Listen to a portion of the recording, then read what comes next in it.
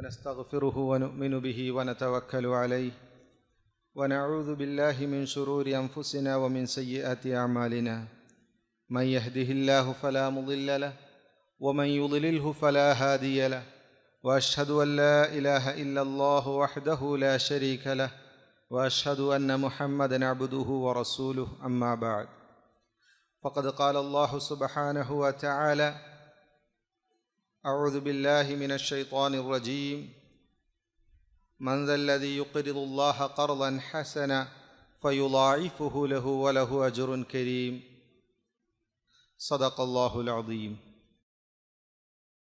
ബഹുമാനമുള്ള മുഅ്മിനീങ്ങളെ, ഇന്ത്യൻ മുസ്ലിമീങ്ങളുടെ നേതൃസ്ഥാനം അലങ്കരിച്ചു കൊണ്ടിരിക്കുന്ന പണ്ഡിത സഭയായ ജമിയത്തെ ഉലമായെ ഹിന്ദ് ഇന്നത്തെ ദിവസം റമളാൻ 18 വഖഫ് ദിനമായി ആചരിക്കണമെന്നും വഖഫിൻ്റെ സംരക്ഷണാർത്ഥം മുസ്ലിമീങ്ങളെല്ലാവരും ഏകോപിച്ച് നിലകൊള്ളണമെന്നും പ്രഖ്യാപിക്കുകയും വെള്ളിയാഴ്ചയുടെ ജുമായിലെ വിഷയം തന്നെ വഖഫ് സംരക്ഷണവുമായി ബന്ധപ്പെട്ടുള്ളതായിരിക്കണമെന്നും ആഹ്വാനം ചെയ്യുകയുണ്ടായി. ബഹുമാനമുള്ള മുഅ്മിനീങ്ങളെ, നമ്മുടെ പൂർവികർ വളരെ ഗൗരവത്തോടെയും ശ്രദ്ധയോടെയും ചെയ്തിരുന്ന ഇസ്ലാമിലെ മഹത്തായ ഒരു ഇബാദത്തായിരുന്നു വഖഫ് എന്നത്. എന്നാൽ ഇന്ന് നമ്മുടെ കയ്യിൽ നിന്ന്, ആധുനിക മുസ്ലിം സമൂഹത്തിൽ നിന്ന് കൈമോശം വന്നുപോയ ഒരു ഇബാദത്താണ് ഈ വഖഫ്. അതുകൊണ്ട് തന്നെ ഈ ഒരു വിഷയം നമ്മൾ പഠിക്കുകയും മനസ്സിലാക്കുകയും ചെയ്യേണ്ടത് വളരെ അത്യാവശ്യമായ ഒരു കാര്യമാണ്. എന്താണ് വഖഫ്? വഖഫ് എന്നാൽ ഒരു മനുഷ്യൻ തൻ്റെ സ്വത്ത് തൻ്റെ ഉടമസ്ഥതയിൽ നിന്നും നീക്കി അത് അള്ളാഹുവിൻ്റെ ഉടമസ്ഥതയിലാണെന്ന് പ്രഖ്യാപിക്കുക. തൻ്റെ ഉടമസ്ഥതയിൽ നിന്നും അത് മാറ്റി ഈ സ്വത്ത് ഇന്നു മുതൽ ഇനി എൻ്റെ അല്ല, മറിച്ച് ഇത് അള്ളാഹുവിൻ്റെ ഉടമസ്ഥതയിലാണെന്ന് പ്രഖ്യാപിക്കുന്നതിനാണ് വഖഫ് എന്ന് പറയുന്നത്. ഈ വഖഫ് എന്തിനാണ്? മുസ്ലിം സമൂഹത്തിൻ്റെ സാമ്പത്തികമായും അതുപോലെ തന്നെ അവരുടെ സാമൂഹികമായും ഉന്നമനത്തിന് വേണ്ടി, അവരെ ശക്തിപ്പെടുത്താൻ വേണ്ടി നിശ്ചയിച്ചിരിക്കുന്ന ഒരു മഹത്തായ ഇബാദത്താണിത്. പരിശുദ്ധ ഖുർആനിൽ അല്ലാഹു സുബ്ഹാനഹു വ തആല പറയുന്നു, മൻ ദല്ലദി യുഖ്രിദുല്ലാഹ ഖർളൻ ഹസന, ആര് അള്ളാഹുവിന് നല്ല രീതിയിൽ കടം കൊടുക്കാൻ തയ്യാറാകുന്നുവോ, നല്ല രീതിയിൽ അള്ളാഹുവിന് അവൻ കടം കൊടുക്കുകയാണ് എങ്കിൽ ഫയുളാഇഫുഹു ലഹു, അള്ളാഹു അവനത് ഇരട്ടിപ്പിച്ചു കൊടുക്കും. വലഹു അജ്റുൻ കരീം, അവന് മാന്യമായ പ്രതിഫലമുണ്ട് എന്ന് പരിശുദ്ധ ഖുർആനിലൂടെ അല്ലാഹു സുബ്ഹാനഹു വ തആല പറയുകയാണ്. ഈ വഖഫ് എന്ന് പറയുന്ന ഇബാദത്ത് നബിതങ്ങൾ സല്ലല്ലാഹു അലൈഹി വസല്ലം തങ്ങൾ ചെയ്യുകയും സഹാബാക്കളെ അത് ചെയ്യാൻ പ്രേരിപ്പിക്കുകയും ചെയ്തതായിട്ട് ഇസ്ലാമിക ചരിത്രത്തിൽ നമുക്ക് കാണാൻ കഴിയും. ഷഫീഉന റസൂലുള്ളാഹി സ്വല്ലല്ലാഹു അലൈഹി വസല്ലം തങ്ങൾ ഇസ്ലാമിൻ്റെ ആദ്യത്തെ വഖഫായ ഉലമാക്കൾ നമുക്ക് പറഞ്ഞു തരുന്നത് നബിതങ്ങൾ സല്ലല്ലാഹു അലൈഹി വസല്ലം തങ്ങൾ മസ്ജിദ് ഖുബായ്ക്ക് വേണ്ടി ചെയ്ത വഖഫാണ്. അതുപോലെ തന്നെ നബിതങ്ങൾ സല്ലല്ലാഹു അലൈഹി വസല്ലം തങ്ങളോടൊപ്പം ഉഹദ് യുദ്ധത്തിൽ പങ്കെടുക്കാൻ വേണ്ടി മുഖൈരിഖ് എന്ന് പറയുന്ന ഒരു യഹൂദിയായ മനുഷ്യൻ, അദ്ദേഹം തൻ്റെ നബിതങ്ങളോടൊപ്പം ചേർന്നുകൊണ്ട് തൻ്റെ സമുദായത്തോട് അദ്ദേഹം ആഹ്വാനം ചെയ്യുകയുണ്ടായി, നമ്മൾ ഈ പ്രവാചകനെ സഹായിക്കണം, നമ്മൾ കരാറ് ചെയ്തിട്ടുള്ളതാണ് ഈ പ്രവാചകനെ സഹായിക്കാമെന്ന്, അതുകൊണ്ട് ഈ പ്രവാചകനെ നമ്മൾ സഹായിക്കണമെന്ന് ആഹ്വാനം ചെയ്തപ്പോൾ ആ സമുദായം മുഴുവനും പിന്തിരിഞ്ഞു പോകും. പക്ഷേ അദ്ദേഹം പ്രവാചകനെ സഹായിക്കാൻ വേണ്ടി ആ യുദ്ധത്തിൽ പങ്കെടുക്കുകയുണ്ടായി. ആ യുദ്ധത്തിൽ അദ്ദേഹം പങ്കെടുത്ത ആ സാഹചര്യത്തിൽ അദ്ദേഹം ഷഹീദാകുകയാണെങ്കിൽ, അദ്ദേഹം യുദ്ധത്തിൽ കൊല്ലപ്പെടുകയാണ് എങ്കിൽ അദ്ദേഹത്തിൻ്റെ 7 തോട്ടങ്ങൾ, മദീനയിലുള്ള 7 തോട്ടങ്ങൾ, അത് പ്രവാചകൻ മുഹമ്മദിനുള്ളതാണ്, അദ്ദേഹത്തിന് ഇഷ്ടം പോലെ അത് ചെയ്യാമെന്ന് പ്രഖ്യാപിക്കുകയുണ്ടായി. നബി തങ്ങൾ സല്ലല്ലാഹു അലൈഹി വസല്ലം തങ്ങൾ, അദ്ദേഹം യുദ്ധത്തിൽ വധിക്കപ്പെടുകയും നബി തങ്ങൾ സല്ലല്ലാഹു അലൈഹി വസല്ലം അദ്ദേഹത്തിൻ്റെ ആ 7 തോട്ടങ്ങൾ, മദീനയിലുണ്ടായിരുന്ന 7 തോട്ടങ്ങൾ അള്ളാഹുവിൻ്റെ പേരിൽ അത് വഖഫ് ചെയ്യുകയുണ്ടായി എന്നത് ചരിത്രം നമുക്ക് പരിശോധിച്ചാൽ നമുക്ക് മനസ്സിലാകും. അതുപോലെ തന്നെ നബി തങ്ങൾ സല്ലല്ലാഹു അലൈഹി വസല്ലം തങ്ങൾ മദീനയിലേക്ക് വന്നപ്പോൾ അവിടെ ശുദ്ധജലം ലഭിക്കാൻ വളരെ പ്രയാസമായ ഒരു സാഹചര്യമുണ്ടായി. ശുദ്ധജലമുള്ള ഏക ഒരു കിണറായിട്ട് അവർ താമസിക്കുന്ന പ്രദേശത്ത് റൂമ എന്ന് പറയുന്ന ഒരു കിണർ മാത്രമേ ശുദ്ധജലം കിട്ടാൻ ഉണ്ടായിരുന്നുള്ളൂ.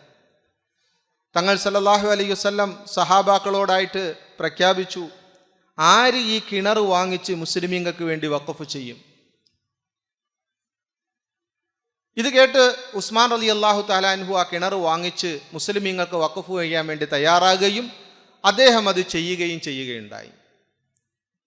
അതുപോലെ തന്നെ ഖൈബർ യുദ്ധത്തിൻ്റെ സമയത്ത് ബഹുമാനപ്പെട്ട ഉമർ റളിയല്ലാഹു തആല അൻഹു നബി തങ്ങൾ സല്ലല്ലാഹു അലൈഹി വസല്ലം തങ്ങളുടെ അടുക്കൽ വന്നുകൊണ്ട് സമരാർജിത സ്വത്തുക്കൾ സഹാബാക്കൾക്ക് വീതിക്കപ്പെട്ടപ്പോൾ ഉമർ റളിയല്ലാഹു തആല അൻഹു ഖൈബറിലെ നല്ലൊരു തോട്ടം കിട്ടുകയുണ്ടായി, ഒരു ഈന്തപ്പനത്തോട്ടം.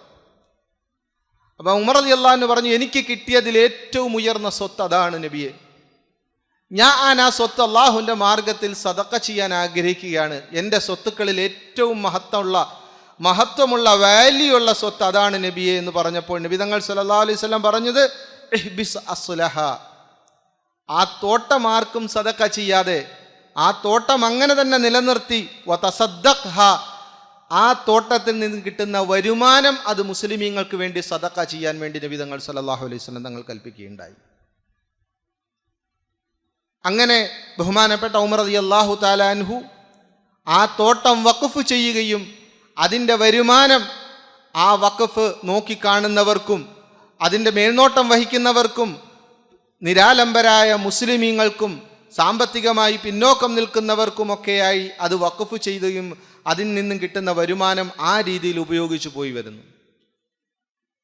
ബഹുമാനമുള്ള മുഅ്മിനീങ്ങളെ, അത്ര മഹത്തായ ഒരു ഇബാദത്താണ് വഖഫ് എന്നത്. ഇതിൻ്റെ പ്രത്യേകത എന്താണെന്ന് പറഞ്ഞാൽ, നമ്മൾ മരിക്കുന്നത് വരെ നമ്മുടെ അമലുകളെല്ലാം അവസാനിക്കുന്നതാണ്. നമസ്കരിച്ചാൽ ഒരാൾ മരിക്കുന്നതോടുകൂടി അയാളുടെ നമസ്കാരം തീർന്നു, ഇനി നമസ്കാരമില്ല, നോമ്പില്ല, ഹജ്ജില്ല, മരണത്തോടുകൂടെ അമലുകൾ അവസാനിക്കുന്നു. വഖഫിൻ്റെ പ്രത്യേകതയാണ് അത് മരണത്തോടുകൂടെ അവസാനിക്കുന്നില്ല എന്നത്. മറിച്ച് ആ വഖഫിൻ്റെ വരുമാനം മുസ്ലിമീങ്ങൾക്ക് സദഖ അല്ലെങ്കിൽ ഏതൊരു ലക്ഷ്യത്തിന് വേണ്ടിയാണോ വഖഫ് ചെയ്തത് ആ ലക്ഷ്യത്തിന് വേണ്ടി ആ വഖഫ് ഉപയോഗിക്കപ്പെടുമ്പോഴെല്ലാം അതിൻ്റെ പ്രതിഫലം ആ അമൽ ഇദ്ദേഹം ചെയ്തതായിട്ടാണ് കണക്കാക്കപ്പെടുന്നത്. അതുകൊണ്ട് അതിൻ്റെ പ്രതിഫലമെല്ലാം അദ്ദേഹത്തിന് ലഭിച്ചുകൊണ്ടേയിരിക്കും. അത്രയും മഹത്തായ ഒരു ഇബാദത്താണ് വഖഫ് എന്ന ഇബാദത്ത്. അതുകൊണ്ട് തന്നെയാണ് സഹാബാക്കൾ വഖഫ് ചെയ്യുന്നതിൽ, തങ്ങളുടെ സ്വത്തുക്കൾ വഖഫ് ചെയ്യുന്നതിൽ വളരെ ഉത്സാഹത്തിലായിരുന്നു. ഒരുപാട് സ്വത്തുക്കൾ മദീനയിൽ ഇന്നും നമുക്ക് കിട്ടും. സഹാബാക്കൾ വഖഫ് ചെയ്തിട്ട് പോയ തോട്ടങ്ങൾ ഇന്നും നമുക്ക് മദീനയിൽ കാണാൻ കഴിയും. അത് ആ അമലിൻ്റെ പ്രത്യേകത കൊണ്ടാണ്. നമ്മുടെ ഇന്ത്യൻ മുസ്ലിമീങ്ങളുടെ ചരിത്രം പരിശോധിച്ചു നോക്കുകയാണ് എങ്കിലും മുസ്ലിമീങ്ങളിൽ ഒരുപാട്, നമ്മുടെ പൂർവികർ ഒരുപാട് സ്വത്തുക്കൾ വഖഫ് ചെയ്തു പോയിട്ടതായിട്ട് നമുക്ക് കാണാൻ കഴിയും. പല മേഖലയിലായിട്ട് നമുക്ക് ഈ വഖഫ് ചെയ്യാവുന്നതാണ്. നേരത്തെ സൂചിപ്പിച്ചതുപോലെ മുസ്ലിമീങ്ങളിൽ നിരാലംബരായ സാമ്പത്തികമായി പിന്നോക്കം നിൽക്കുന്നവർക്ക് സഹായിക്കാൻ വേണ്ടി ഒരാൾക്ക് വഖഫ് ചെയ്യാം. അതുപോലെ തന്നെ മുസ്ലിമീങ്ങളുടെ ആരോഗ്യപരമായ വിഷയത്തിന് ഒരു ഹോസ്പിറ്റൽ നിർമ്മിക്കാൻ വേണ്ടി ഒരാൾക്ക് വഖഫ് ചെയ്യാം. മുസ്ലിമീങ്ങളുടെ വിദ്യാഭ്യാസത്തിന് വേണ്ടി സ്കൂളുകളും യൂണിവേഴ്സിറ്റികളും നിർമ്മിക്കാൻ വേണ്ടി, മദ്രസകൾ നിർമ്മിക്കാൻ വേണ്ടി, പള്ളികൾ നിർമ്മിക്കാൻ വേണ്ടി എന്ന് വേണ്ട, മുസ്ലിമീങ്ങളുടെ യാത്രക്കാർക്ക് ഒരു ഗസ്റ്റ് ഹൗസ് നിർമ്മിക്കാൻ വേണ്ടി, ഹാജിമാർക്ക് ഇടക്കാല താമസിക്കാൻ വേണ്ടി, അവർക്ക് അവരുടെ സൗകര്യങ്ങൾക്ക് വേണ്ടി, അവരുടെ ഭക്ഷണത്തിന് വേണ്ടി എല്ലാ അർത്ഥത്തിലും വഖഫ് ചെയ്യാവുന്നതാണ്. വിധവകൾക്ക് വേണ്ടി, യതീമീങ്ങൾക്ക് വേണ്ടി, എല്ലാ അർത്ഥത്തിലും വഖഫ് വിശാലമായി കിടക്കുന്ന ഒരു കൺസെപ്റ്റാണ് പരിശുദ്ധ ഇസ്ലാമിൽ. ഈ ആവശ്യങ്ങൾക്ക് വേണ്ടിയെല്ലാം നമുക്ക് വഖഫ് ചെയ്യാവുന്നതാണ്. അതുകൊണ്ട് തന്നെയാണ് ഇന്ത്യൻ മുസ്ലിമീങ്ങൾ പണ്ട് തൊട്ടേ അവർ താമസിക്കുന്ന ഏരിയകളിൽ അള്ളാഹുവിൻ്റെ നാമത്തിൽ അവരിൽ നിന്ന് അവർ സ്വത്തുക്കൾ മാറ്റിവെക്കുകയും അങ്ങനെ വഖഫ് ചെയ്യുകയും ചെയ്തിട്ട് പോയത്. നമ്മൾ ഇന്നത്തെ നമ്മുടെ മസ്ജിദുകൾ, ആ മസ്ജിദിൻ്റെ ഭൂമി, അതുപോലെ തന്നെ സ്കൂളുകൾ, നമുക്കറിയാം നമ്മുടെ ഈ കൊച്ചി എടത്തല എന്ന് പറയുന്ന ഗ്രാമത്തിൽ വഖഫിൻ്റെ സ്വത്ത് എത്ര ഏക്കർ കണക്കിനുണ്ട് എന്ന് നമ്മളൊന്ന് പരിശോധിച്ചാൽ നമുക്കറിയാൻ പറ്റും. ഇതൊരു ചെറിയ ഗ്രാമമാണ്, പക്ഷെ ഇവിടെ ഏക്കർ കണക്കിന് വഖഫിൻ്റെ സ്വത്തുക്കൾ ഉള്ളതായിട്ട് നമുക്ക് കാണാൻ കഴിയും. അത് നമ്മുടെ പൂർവികർ ചെയ്തിട്ട് പോയ ഏറ്റവും വലിയ പുണ്യ അമലാണ്, ഏറ്റവും വലിയ അമലാണത്. ഇതുപോലെ ഇന്ത്യൻ മുസ്ലിമീങ്ങൾ രാജ്യത്തിൻ്റെ നാനാഭാഗങ്ങളിലും അവർ വഖഫ് ചെയ്തിട്ട് പോയിട്ടുണ്ട്.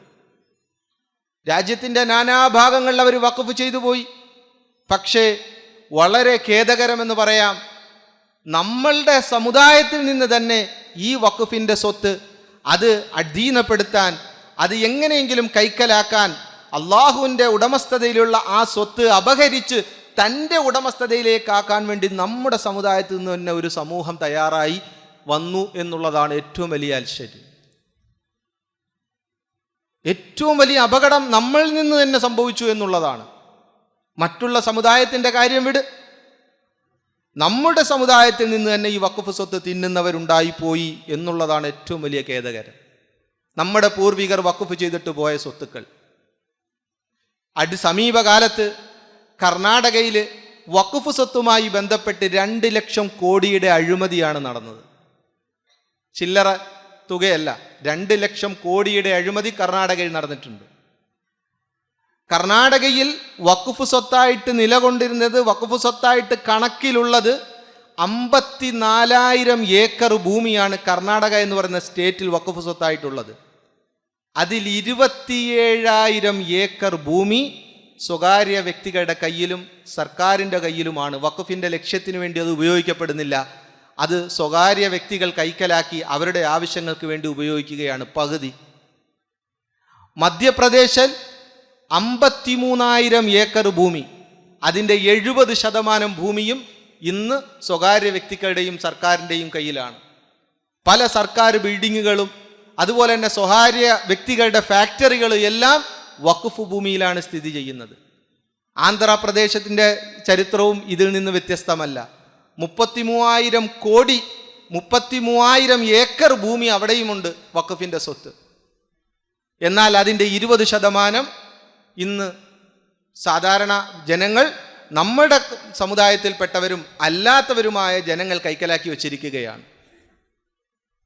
ഇത്രയും വഖഫ് കേരളത്തിൻ്റെ ഡാറ്റ ജമിയത്തെ ഉലമ എടുത്തിരുന്നെങ്കിൽ കേരളത്തിൻ്റെ ഡാറ്റയും ഇത് തന്നെയായിരിക്കും, അല്ലെങ്കിൽ ഇതിനേക്കാൾ അപ്പുറമായിരിക്കും. അത്രയും കോടി സ്വത്തുക്കൾ കേരളത്തിൽ വഖഫ് ചെയ്യപ്പെട്ടിട്ടുണ്ട്. പക്ഷെ അതെല്ലാം ഇന്ന് നമുക്ക് ആലുവയുടെ സംഭവങ്ങളും അതുപോലെ തന്നെ അടുത്തുള്ള ജില്ലകളെല്ലാം, എറണാകുളം ജില്ല പരിശോധിച്ച് നോക്കിയാൽ നമുക്കറിയാം എത്ര ഏക്കർ ഭൂമിയാണ് വഖഫിൻ്റെ സ്വത്തുള്ളത്, അതിൽ എത്രത്തോളം സ്വകാര്യ വ്യക്തികളുടെ കയ്യിലാണെന്ന് നമുക്ക് മനസ്സിലാകും. ഇത് എത്ര ഗൗരവമുള്ള വിഷയമാണ്. ഇത് ബ്രിട്ടീഷ് ഗവൺമെൻറ് ഇന്ത്യ പിടിച്ചടക്കിയതോടുകൂടെയാണ് മുസ്ലിമീങ്ങളുടെ വഖഫ് സ്വത്തിനകത്ത് ഈ രീതിയിലുള്ള അതിക്രമങ്ങൾ കടക്കാൻ തുടങ്ങിയത്.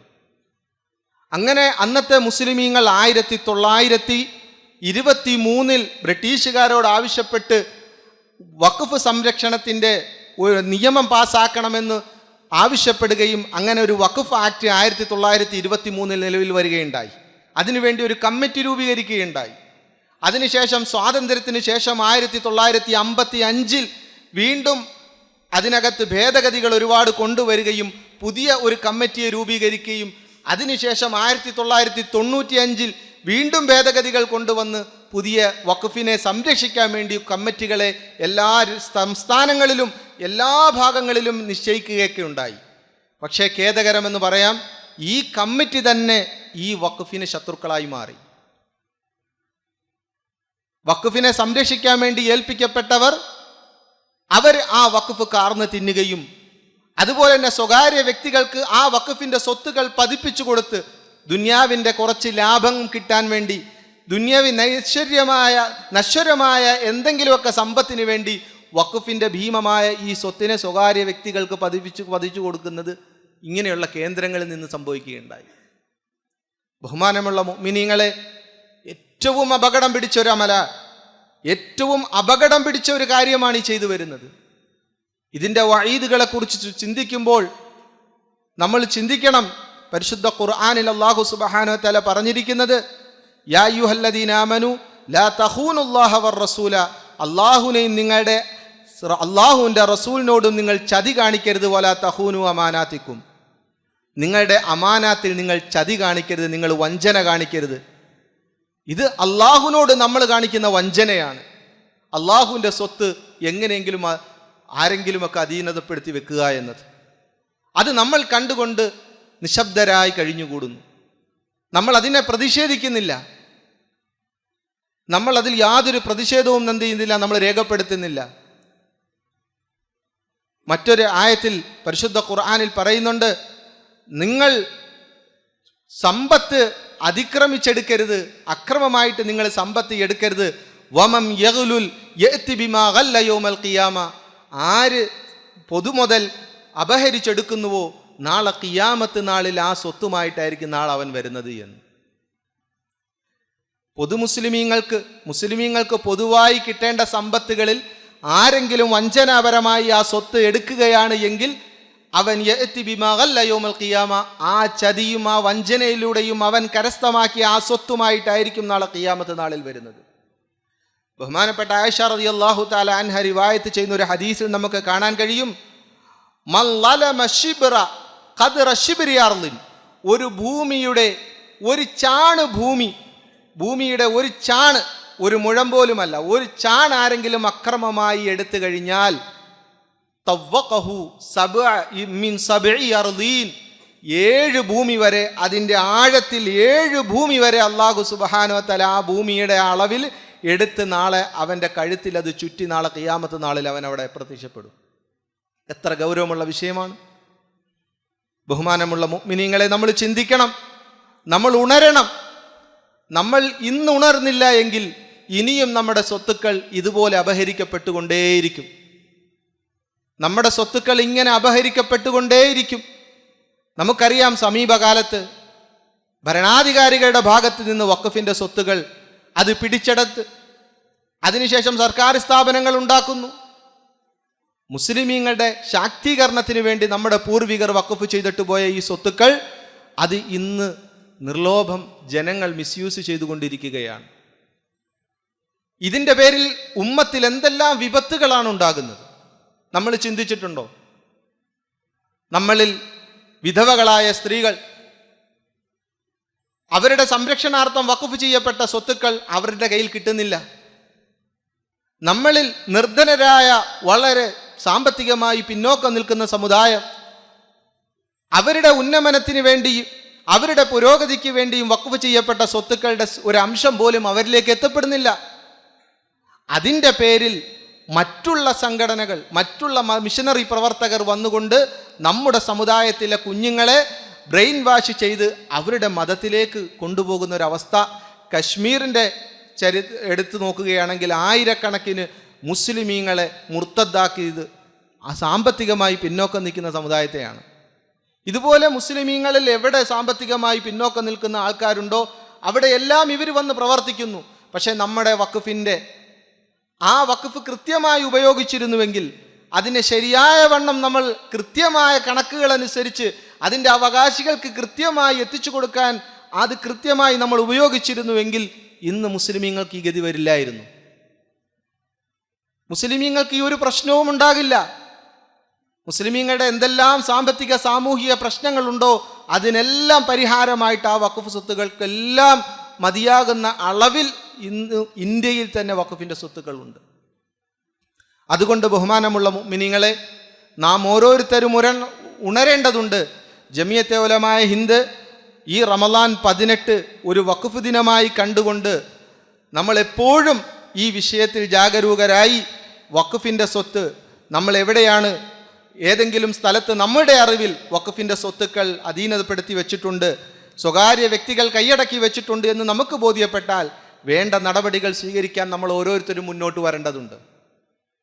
വേണ്ട നടപടി നമ്മൾ ഓരോരുത്തരും സ്വീകരിക്കാൻ നമ്മൾ തന്നെ മുന്നോട്ട് വരണം.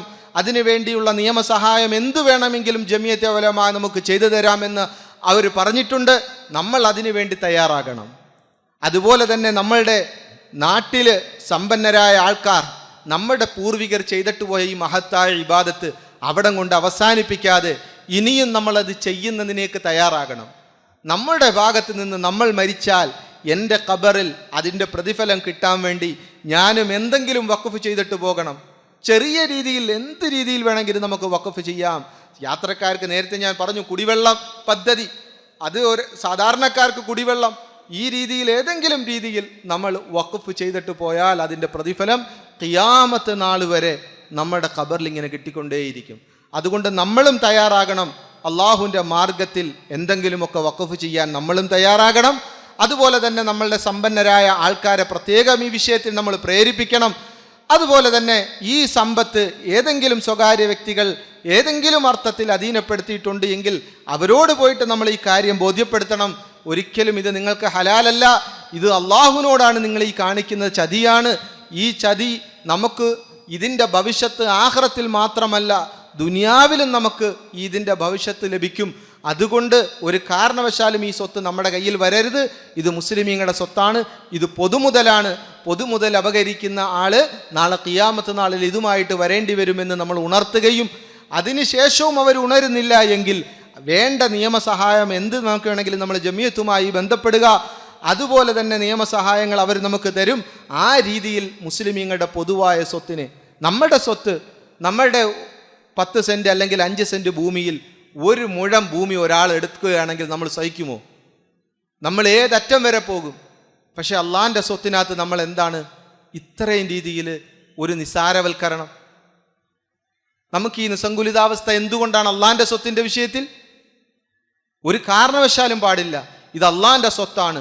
അത് തിരിച്ച് അള്ളാഹുവിൻ്റെ മിൽക്കിയത്തിൽ വരുന്ന രീതിയിൽ ആരത് അപഹരിച്ചു വെച്ചിട്ടുണ്ടെങ്കിലും അത് തിരിച്ചെടുക്കാൻ വേണ്ടി നമ്മൾ പരിശ്രമിക്കണം.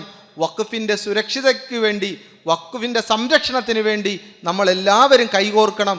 അല്ലാഹു സുബ്ഹാനഹു വ തആല എനിക്കും നിങ്ങൾക്കും അമൽ ചെയ്യാൻ തൗഫീഖ് നൽകുമാറാകട്ടെ.